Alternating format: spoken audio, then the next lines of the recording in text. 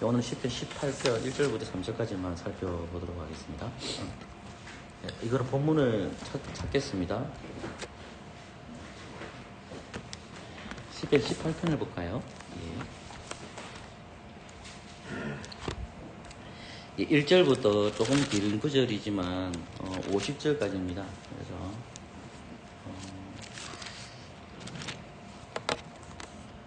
한번 읽겠습니다. 제가 한 절 읽고 여러분 읽어주십시오. 나의 힘이 되신 여호와여, 내가 주를 사랑하나이다. 여호와는 나의 반석이시오, 나의 요새시오, 나를 도와주시는 자시오, 나의 하나님이시오, 나의 피하시오, 나의 방패시오, 나의 구원의 뿌리시오, 나의 산산이시오. 내가 찬송받을 시 여호와께 아뢰니 내 원수들에게서 구원을 얻으리로다.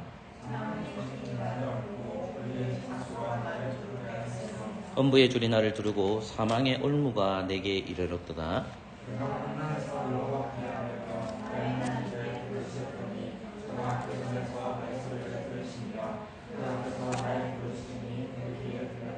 이에 땅이 진동하고 산의 터도 요동하였으니 그의 진노를 인함이로다.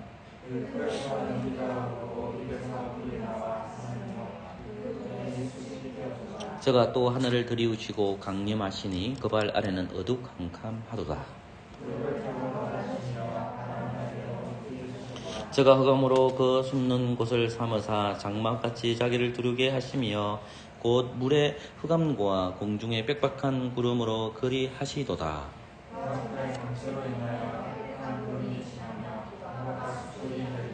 여호와께서 하늘에서 내성을 바라시고 지존하신 자가 음성을 내시며 우박과 숯불이 내리도다.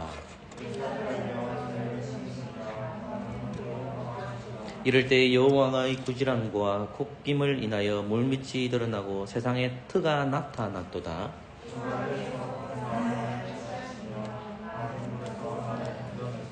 나를 강한 원수와 묘하는 자에게서 건지졌으며 저희는 나보다 힘센 영고로다.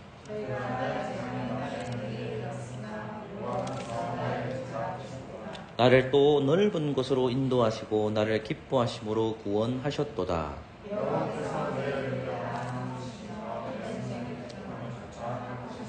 이는 내가 여호와의 도를 지키고 악하게 내 하나님을 떠나지 아니하였으며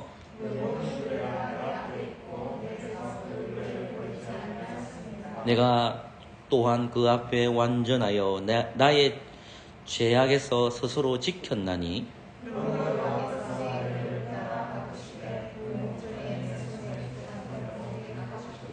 자비한 자에게는 주의 자비하심을 나타내시며 완전한 자에게는 주의 완전하심을 보이시며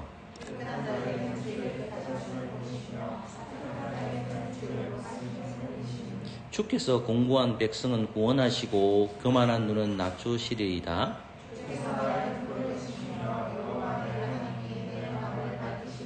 내가 주를 열애하고 적군에 달리며 내 하나님을 의지하고 담을 뛰어넘나이다.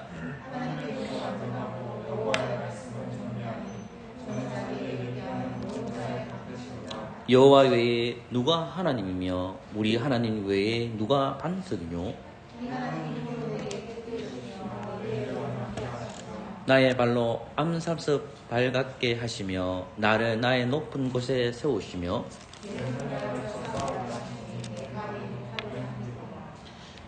주께서 또 주의 구원하는 방패를 내게 주시며 주의 오른손이 나를 붙들고 주의 온유함이 나를 크게 하셨나이다. 내가 내 원수를 따라 미치리니 저희가 망하기 전에는 돌이키지 아니하리이다.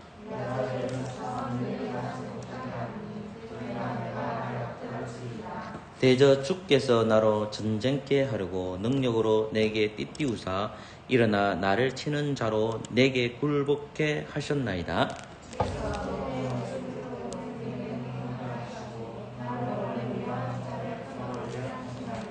저희가 부르짖으나 구원할 자가 없었고 여호와께 부르짖어도 대답지 아니하셨나이다.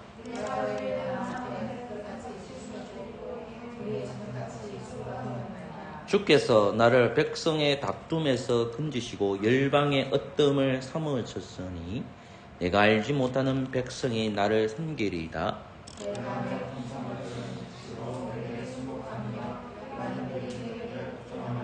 이방인들이 쉐미하여 그 견고한 곳에서 떨며 나오리로다.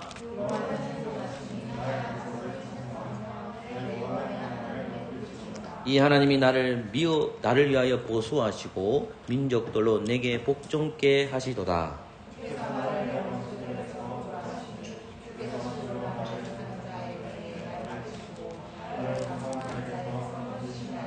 여호와의 이름으로 내가 열방 중에서 주께 감사하며 주의 이름을 찬송하리이다.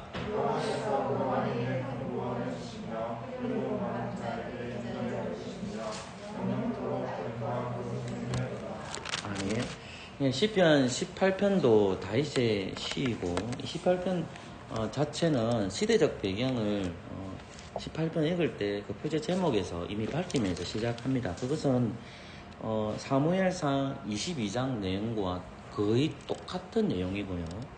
그리고 이 노래를 왜 부르게 되었는지를 사무엘상 22장에서도 밝히고 있고 다윗의 시편 18편 표제에서도 말씀을 다루고 있습니다. 그것은 뭐냐면 사울의 손에서 구원하신 날입니다. 즉 사울과 하나님께서 세우신 다윗이 있는데 이제 사울은 그 왕권을 내려놓아야 되고 다윗이 이제 왕으로 올라가야 되는데 사울이 끝까지 그 왕권을 내려놓지 않게 되죠. 그래서 평생 다윗의 대적이 누구냐 했을 때에 사울을 언급합니다. 그 사울로부터 구원받은 날, 그러니까 사울의 입장에서는 사망이고 죽음이지만 다윗의 입장에서는 그날이 구원의 날이라고 18편에서 들어가기 앞서서 밝히면서 시작하는 것이 이 18편의 전체적인 주제라고 볼 수 있습니다. 장구절이고요. 1절부터 50절까지도 있습니다. 그러니까 시편을 읽을 때에 성도님들이 가장 좋아하는 이유가 짧게 기록되어 있잖아요. 그래서 간단하게 되지만 시편 18편은 짧은 구절이 아니라 상당히 긴 구절입니다. 그래서 50절 구절까지 되어 있지만 이 50절 구절 하나하나를 우리가 살펴보면 그것이 하나님께 대한 다윗의 고백이고 다윗의 찬송이라는 것을 확인하게 됩니다. 그래서 지난주에 우리 구조에 대해서 분석을 했고요. 그 구조의 전반적인 내용에 대해서 살펴보았다면 오늘 이 시간에는 저는 18편 1절부터 3절까지 내용만 살펴보고 성경 공부는 마치려고 합니다. 18편 1절부터 3절까지의 내용을 우리 같이 한 목소리로 한번 읽고 제가 각 절마다 설명하도록 하겠습니다. 같이 읽겠습니다. 나의 힘이 되신 여호와여, 내가 주를 사랑하나이다. 여호와는 나의 반석이시요 나의 요새시요 나를 건지시는 자시요 나의 하나님이시요 나의 표할 바이시요 나의 방패시요 나의 구원의 뿌리시요 나의 산성이시로다. 내가 찬송을 받으신 여호와께 하려니 내 원소들에게 구원을 얻으리로다. 아멘. 다윗은 시편 18편에서 1절부터 3절 시작하는데 그 1절에서 나의 힘이 되신 여호와여, 내가 주를 사랑하나이다 라고 시작합니다. 그리고 그 힘의 근원이 누구냐라고 했을 때 여호와라고 되어 있고 그 여호와를 2절에서 네 가지로 고백하고 있습니다. 힘의 근원이 다윗의 힘이 어디서 나오느냐, 자신에게서부터 나온다는 말이 아니라 하나님에게서부터 나온다는 겁니다. 우리가 좀 시간이 가겠지만 에베소서 2장 8절을 가보실래요? 에베소서 2장 8절을 보면 이 말씀이 나옵니다. 다시 돌아갈 겁니다, 여러분. 2장 8절 9절 같이 읽어볼까요? 시작. 너희가 그 은혜를 인하여 믿음으로 말미암아 구원을 얻었나니 이것이 너희에게서 난 것이 아니요 하나님의 선물이라. 행위에서 난 것이 아니니 누구든지 자랑치 못하게 함입니다. 아멘. 믿음으로 말미암아 생긴 것이 있는데 2장 8절에서 9절에 보면 우리가 구원받은 것이 뭐냐, 믿음에 대한 그리고 하나님의 은혜다라는 사실을 밝히고 있거든요. 그러니까 다윗도 동일하게 구약시대의 인물이지만 신약시대에 기록한 사도 바울도 믿음 또는 하나님의 은혜로 말씀하고 있거든요. 구원이라는 것이 어떻게 되느냐, 하나님께서 거저 주는 선물이고 그것이 믿음을 통해서 일어난다라고 말씀을 하고 있단 말입니다. 그러면 시편에 나오는 18편 다윗도 나의 힘이 되신 여호와여라고 했었을 때에 그 힘의 근원을 말하고 있는데 자신 스스로가 힘이 있다는 말이 아닙니다. 다윗이 힘이 있는 것이 아니라 누군가가 힘을 주시는데 그 누군가가 누구냐 했을 때에 여호와라는 것입니다. 그런데 우리가 3절에서도 말하고 있지만 내가 찬송을 받으신 여호와께 아뢰니 내 원수들에게서 구원을 얻는다고 되어 있거든요. 그러니까 원수들로부터 구원해 주시는 하나님입니다.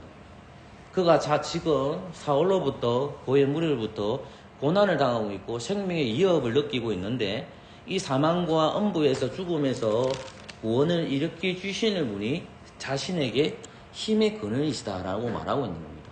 그래서 죄와 사망에서 건져내어 주시는 분이 누구냐? 여호와 하나님이시라는 것을 밝히면서 시작하는 것입니다. 자신의 힘이 있다는 말이 아닙니다. 근데 다윗의 인생을 보시면 여러분들 사무엘 상이나 하나 읽어보시면 다윗은 왕이 되었을 때나 왕이 되은 후에도 그리고 바세바를 간음한 후에도 여전히 똑같이 고백합니다. 여호와 하나님을 힘의 근원이시고 구원자로 고백하고 있다는 사실입니다. 그래서 18편 1편에서도 나의 힘이 되신 여호와여 내가 주를 사랑하나이라고 시작합니다. 이것은 제가 지난주에 했기 때문에 깊게 안 들어갈게요. 2절을 보면 힘이 되신 여호와를 8가지로 표현하고 있는데 첫 번째가 반석이고 두 번째가 요새고 세 번째가 나를 건지는 자시고 네 번째가 나의 하나님이고 다섯 번째 나의 펴할 바위시고 여섯 번째가 방패, 일곱 번째가 구원의 뿔, 여덟 번째가 나의 산성으로 고백합니다. 그러니까 지금 다윗이 나의 반석, 나의 요새, 나의 건지는 나의라는 말이 계속 반복이 돼요. 근데 8가지로 하나님을 표현하고 있는데 전부 다 비유를 보고 표현하고 있는데 딱 한 곳에서만 나의 하나님으로 고백하고 있다는 겁니다. 어쨌든 힘의 근원이 나의 하나님이신데 여호와이신데 8가지로 표현하고 있습니다. 첫 번째는 반석이라는 표현을 하고 있거든요. 반석은 너무나도 많이 들었지만 그래도 좀 확인하고 갈게요. 여러분 출애굽기 찾으셔도 되고요. 보시면 됩니다. 17장에 보시면 이 말씀이 나오는데 12절 같이 읽어볼까요? 시작. 모세의 팔이 비고량에 그들이 돌을 가져다가 모세 아래에 놓아 그로 그 위에 앉게 하고 아론과 훌이 하나는 이편에서 하나는 저편에서 모세의 손을 붙들어 올렸더니 그 손이 해가 지도록 내려오지 아니한지라. 아멘. 우리가 말씀을 다 읽으면 아멘이라고 합시다. 거기서 버릇이 자꾸 생겨야 되기 때문에 보시면 12절 말씀에 모세 아래에 놓아 보면 돌을 가져다 놨다는 말이 나오거든요.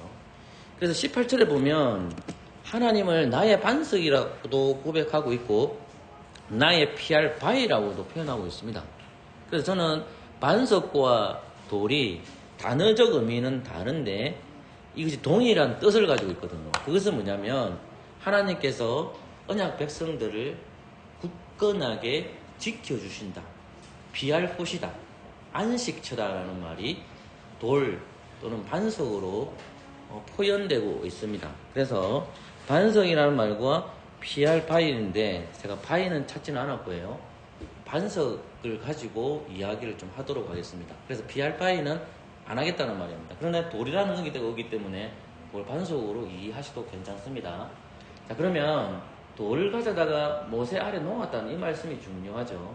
출애굽 12장은 아말렉과의 전투이거든요. 우리 잘 아듯이 아말렉과 전투에 있어서 여호수아는 밑에서 싸우고 있고 이스라엘 백성들과 아말렉군이 싸우고 있고 그리고 모세와 아론과 훌은 산 위에 올라가 있는 겁니다.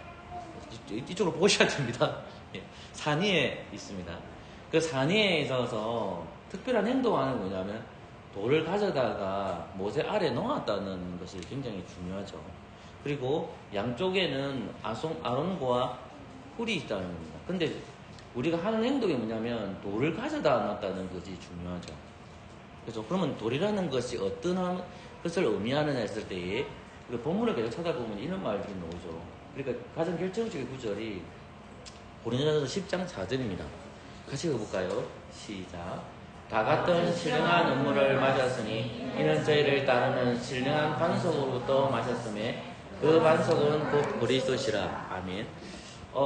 머리바 전투나 마사에서 보면 이스라엘 백성들이 하나님을 원망했었을 때에 그 반석에서 물이 나오게 하는데 그 반석을 뭐라고 얘기합니까? 그리스도라고 하죠. 반석을 뭐라고 합니까? 예수님이라고 얘기합니다. 보세요. 우리가 성경을 읽을 때에 모든 성경은 그리스도 중심적으로 읽으라고 제가 얘기를 하거든요. 그러면 모세오경대에서 출애굽기 17장 10절부터 33절에서 보면 보세요. 모세가 팔이 피고라며 그들이라는 것은 누구를 가리킵니까? 아론과 훌을 가리켜줘요. 그냥 그죠? 가져다가 모세 아래 놓았죠. 그러면 그 돌이 아무런 의미가 없다가 아니라 고린도전서 10장 3절에 하게 될 반석은 뭐라고 했죠? 예수님. 그죠? 그러니까 이 돌이라는 것이 장차 오실 무엇을 상징하는 겁니까? 예수님과 연결된다는 말입니다. 그러니까 요 말씀을 기억하셔야 됩니다. 그리고 또 한 구절 뭐냐면 마태복음 16장 16절부터 19절은 베드로가 진원 고백하는 거잖아요. 가이사 빌립보에서 예수님께서 그의 제자들에게 물어보니까 그 제자들이 그 여러 가지 이야기를 하잖아요. 엘리야 같다, 예레미야다, 선지자 중에 하나다, 요한이다 이런 말 하는데 그때 이제 베드로가 고백한 것이 뭐냐면 주는 그리스도 뭐라 했죠? 살아계신 하나님의 아들이시나라고 되어 있거든요. 그러니까 예수님께서 하시는 말씀이 뭐냐면 바요나 시모나 내가 복이 있다 너를 알게 하시는 혈육이 아니 뭐죠? 하늘에 계신 내 아버지다 그랬죠. 그리고 나서 이렇게 나죠. 너는 뭐라 그랬죠? 베드로죠. 너는 베드로가 됐죠. 이거 보셔야 됩니다. 너는 베드로라 내가 이 반석이 뭐라 잡으리라? 교회를 세우면 되겠죠. 그러면 이 반석이라는 것은 뭡니까? 베드로가 반석이라는 뜻이에요. 그러니까 이 반석 위에 교회를 세우니까 베드로가 뭐겠죠? 주는 그리스도요? 살아계신 하나님의 아들이시다. 그러니까 교회는 베드로의 고백 위에 세워진다는 말입니다. 그럼 반석 위에 세워진다는 말은 베드로의 고백이 있다는 거죠. 베드로의 고백이 뭐죠? 주는 그리스도요? 살아계신 하나님의 아들이시다. 이 고백을 누가 만들어 주신 겁니까? 하나님 아버지께서 이 고백을 베드로에게 주신 거잖아요. 그죠? 그래서 예수님께서 시몬이라 하지 않고 이제는 베드로라고 했는데 교회는 이 고백 위에서 세워진다는 거죠. 그럼 베드로의 뜻, 베드로라는 말이 반석이라는 뜻인데 진짜 반석이 있겠죠. 그죠? 그 반석이 누구라는 말입니까? 예수님이 반석이십니다. 여러분 제가 에베소서나 갈라디아서 찾아오지 않았는데 제가 문서에는 있는데 여기서 내가 기록하지는 않았는데 예수님께서 건축자의 버린 돌이 되었지만은 사도 바울은 그 버린 돌이 어떻게 된다고 했습니까? 모퉁이 돌이 된다고 하죠. 이해되시겠습니까? 모퉁이 돌이 됐다는 말입니다. 그러니까 예수님이 구약시대에는 돌과 반석으로 나오시지만 그 돌과 반석이 교회의 피난처가 되시고 안식처가 되시고 굳건한 반석이 되셔서 쓰러지지 않는다는 말입니다. 마태복음 7장으로 가십시오. 제가 안 기록해놔서.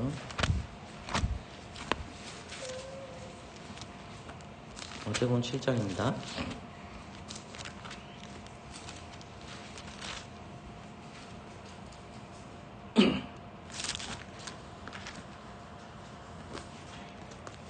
한 구절을 제가 같이 읽겠습니다. 24절부터 27절까지 같이 읽을까요? 시작. 그러므로 누구든지 나의 이 말을 듣고 행하는 자는 그 집을 반석 위에 지은 지혜로운 사람 같으리니 비가 내리고 창수가 나고 바람이 불어 그 집이 부딪히되 무너지지 아니하나니 이는 주철을 반석 위에 놓은 연고요.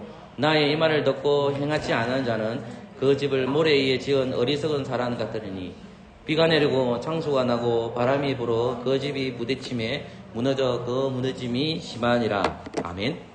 여러분 24절에 보면 누구든지 나의 이 말을 듣고 행하는 그 집을 반석 위에 지은 지혜로운 산 가득 되어 있거든요. 교회가 어디에 세워지느냐? 갈라디아서 말씀을 근거할 때에 모퉁이들이 예수님이시고 고린도전서 10장 말씀을 보면 예수님이 반석이시죠. 그죠? 예수님이 반석이 되셨고 예수님은 지금 베드로에게 마태복음 16장에 보면 뭐라고 얘기했습니까? 그 반석 위에 교회를 세운다고 했죠. 그러면 그 반석이라는 건 베드로의 고백 위에서 교회를 세우겠다는 말 아닙니까? 그럼 진짜 반석은 베드로입니까? 예수님입니까? 예수님이시죠. 그러면 예수님이 반석이 되었기 때문에 그 구원이 흔들리겠습니까? 안 흔들리겠습니까? 안 흔들리죠. 그러니까 지금 다윗이 하나님을 어떻게 표현하냐면 반석으로 표현하고 있는 거예요. 왜냐하면 다윗의 시대를 생각해 보십시오. 다윗은 구원이 흔들린단 말입니다. 죽을 것 같거든. 사망이라는 것이, 죽음이라는 것이 멀리 있는 것이 너무 가까이 있어요. 그 다윗이 어린 시절 때, 청년의 시절 때에 그 기름 부음을 받고 엄청나게 고생을 하지 않습니까? 그런데 그때 왕이 누구냐면 사울이라는 왕이 힘과 권세를 가지고 있잖아요. 그리고 사울이 끊임없이 다윗을 죽이려고 여러 번 창을 던지기도 하고 무리를 치어서 다윗을 공격하고 다윗을 죽이려고 했지 않습니까? 근데 다윗이 지금 사울로부터 구원받은 그날에 뭐라고 고백하고 있냐면 하나님은 하나님이 나의 반석이라고 얘기하는 거예요. 나를 구원하시는 분이 누구냐? 하나님이신데 그분은 반석이라는 거예요. 하나님이 돌이라는 거 말입니다. 그러니까 이 돌이라는 거냐면 나의 구원을 일으켜 주시는 분이 누구냐? 우리가 성경을 찾아보니까 마태복음 16장과 그리고 마태복음 7장과 고린도전서 10장을 보니까 예수님이 우리의 반석이 되어 주시고 시몬이라는 베드로의 이름을 이제 시몬이라 짓지 않고 베드로라 고쳐 주심으로 그 고백에 의해서 교회가 세워진다는 거예요. 그럼 동일하게 우리가 복음 안에 살아갈 때에 여러분들 세상이나 또 어느 곳에 살아갈 때가 있지 않습니까? 그러면 사망이라는 것이 다윗의 시대에 있던 것처럼 여러분들에게 다가오는 것이 다윗처럼 죽음이라는 것을 다가오지는 않을 거 아닙니까? 지금 우리 시대는 그런 시대는 아니지 않습니까? 지금 우리 한국 내에서 말입니다. 그런데 우리에게 이게 다가와요. 그게 뭐냐면 하나님을 버리는 행위가 다른 곳으로 다가와요. 다윗은 생명의 이협을 그런 걸 느끼지만은 우리에겐 또 다른 것으로 다윗과 비슷한 고난이 다가온단 말입니다. 그러면 구원이라는 것이 내가 이루는 것이 아니라는 것을 고백해야 되는데 하나님의 아들이신 그리스도께서 나의 구원의 반석입니다라는 것이 성령님을 통해서 우리가 고백해야 되죠. 왜? 피난처는 내가 아니거든요. 여러분들이 안식을 얻기 싶고 피할 곳을 찾고 싶고 정말 나를 품어줄 수 있는 것을 찾지만은 그 피할 바위는 뭐냐면 피할 구원의 바위는 예수님이라는 것을 분명하게 가르쳐주고 있거든요. 예수님 안에서만 피할 안식이 있다는 것입니다. 그것은 죄와 사망을 가리키는 거거든요. 죄와 사망이라는 것이 누구를 통해서 이루어지느냐? 구원의 반석으로 오신 그리스도를 통해서 구원받을 수 있다라는 것입니다. 그러니까 죄와 사망을 벗어날 수 있는 유일한 방법은 성령님을 통해서 주시는 예수님을 통해서만 이루어지고 그 예수님께서 성부 하나님에게 우리를 만나게 주시는 거거든요. 근데 세상을 살아갈 때에 구원의 예수님이 나의 반석입니다라는 그 신앙 고백이 우리에게 입에서 터져 나와야 되는데 그 신앙 고백이 우리 입에서 터져 나오는 것은 성령님의 은혜가 아니면 힘듭니다. 그래서 그럼 우리 이렇게 생각하잖아요. 내 속에 성령님이 이미 거하고 있다는 것을 고린도전서 12장 3절에서 이미 확인하고 있지 않습니까? 그러면 칼빈주의가 뭐냐면 가만히 있으면 예수님이 나의 반석이십니다. 맞습니다. 그건 내가 진짜 받아들이는데 가만히 있으면 됩니까? 절대 그렇지 않습니다, 여러분. 여러분들의 모두 있는 감각과 여러분들이 가지고 있는 의지와 모든 것을 다 노력해야 됩니다. 내 안에 계신 성령 하나님께서 그것을 계속해서 믿음이라는 것, 그리스도라는 것이 우리 안에 거하시죠. 세상 사람들이라도 믿음이라는 씨앗이 그들에게 없습니까? 다 있죠. 그런데 그들이 발견 못 하잖아요. 그런데 우리는 이미 믿음이라는 씨앗이 우리 속에 거해 있잖아요. 반석이신 분이 그리스도께서 성령님을 통해서 우리 안에 거하고 있잖아요. 그럼 가만히 있으면 되느냐? 그게 아니죠. 여러분 입으로 고백해야죠. 예수님이 나의 반석이십니다. 그것이 기도이고 그것이 예배이잖아요. 예수님이 나의 반석이십니다라는 것을 여러분의 회사 생활에서나 직장에서나 학교에서 보여주셔야 되잖아요. 때때로 여러분 상황과 여건들을 만나서 목사인 내 입장에서도 나의 하나님이, 나의 예수님이 나의 반석입니다를 고백하는 것이 주어져야 되고요. 여러분들도 직장에서나 또 학교에서나 가정에서도 예수님이 나의 반석입니다를 고백해야 되죠. 왜냐하면 사망이라는 것이 옵니다. 그것이 경제적으로도 다가오고요. 그 다음에 질병으로도 다가옵니다. 질병을 가진 사람들이 가장 소망하는 것이 뭡니까? 그것은 질병에서 회복되는 거잖아요. 영육 간에 하나님과 관계가 단절되어 있는데 그 사람들이 반드시 고백해야 될 게 뭡니까? 예수님이 나의 반석이시고 나의 구원은 흔들리지 않는다는 그 신앙의 고백을 자신의 입으로 나타내야 됩니다. 그래서 성령님의 사역은 맞아요. 근데 우리도 의지도 노력해야 된단 말입니다. 그걸. 아무것도 안 하고 가만히 있으면 되는 게 절대로 아닙니다, 여러분.